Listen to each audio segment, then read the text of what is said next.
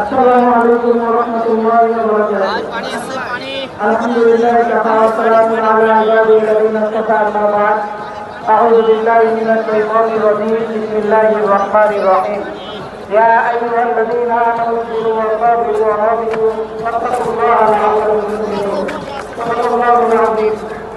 বাংলাদেশ খেলাফত যুব মজলিসের প্রতিষ্ঠার 15 বছর পূর্তিতে অনুষ্ঠিত আজকের যুব সমাবেশের উপস্থিত সংগ্রামী সভাপতি, প্রধানমন্ত্রী এবং বিশেষ অতিথিবৃন্দ এবং আমার সামনে উপবিষ্ট সারা দেশ থেকে আগত বাংলাদেশ খেলাফত যুব মজলিস, খেলাফত ছাত্র মজলিসের সংগ্রামী ভাইয়েরা, 2009 সালের 29শে মে পবিত্র জুম্মার দিন বাইতুল মুকাররম থেকে বাংলাদেশ খেলাফত যুব মজলিস যে পথ চলা শুরু করেছিল, আজকে 15 বছর অতিবাহিত করে আজকের যেই অবস্থায় বাংলাদেশ খেলাফত যুব মজলিস উপনীত হয়েছে, এই পথ কোনো ভুল বিছানো পথ ছিল না।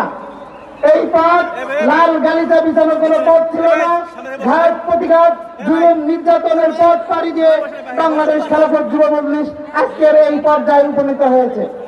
বাংলাদেশ খেলাফত যুব মজলিসের এই দীর্ঘ পথে বাংলাদেশ খেলাফত যুব মজলিসের বিশ্বস্ত এবং অন্যতম সঙ্গী হিসাবে কাঁধে কাঁধ মিলিয়ে হাতে হাত রেখে পথ চলেছে বাংলাদেশ খেলাফত ছাত্র মজলিস।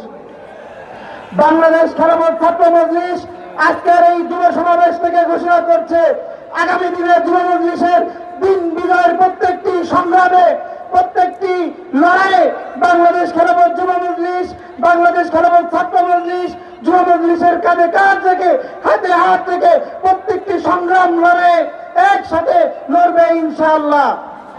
সংগ্রামের উপস্থিতি 5 আগস্টে গণ অভ্যুত্থান পরবর্তী যে অবস্থার মধ্যে দিয়ে আমরা যাচ্ছি, আমরা ইতিমধ্যে অবগত হয়েছি একটি কুচক্রী মহল আমাদের এই সংগ্রামকে, আমাদের এই অভ্যুত্থানকে ব্যাহত করার চেষ্টা করছে। আমরা পরবর্তী সময়ে বারবার অন্তর্বর্তীকালীন সরকারকে বারবার তাদের দৃষ্টি আকর্ষণ করেছি। দোষীদেরকে শাস্তির ব্যাপারে তাদেরকে আমরা বারবার দৃষ্টি আকর্ষণ করেছি, কিন্তু আমরা জানি না কি অজানা শক্তির বলে তারা দোষীদেরকে বিচার করা থেকে বিরত থেকেছে, যার পরিণামে আন্দোলনের সক্রিয় যেই কর্মীগুলো ছিল, যারা সমন্বয়কের ভূমিকা রেখেছে, বিভিন্ন জায়গায় তাদেরকে গুপ্ত হত্যা করা হচ্ছে, তাদের উপর হামলা করা হচ্ছে। আমার বোনেরা যারা আন্দোলনে সক্রিয় ছিল তাদেরকে তাদের ইজ্জতের উপর হামলা করার জন্য তাদেরকে চিঠি প্রেরণ করা হচ্ছে। কথিত এই ফ্যাসিবাদী দোসররা কিভাবে এই সুযোগ পায়, এই সাহস পায়, এই চিন্তা আমরা করে পাই না।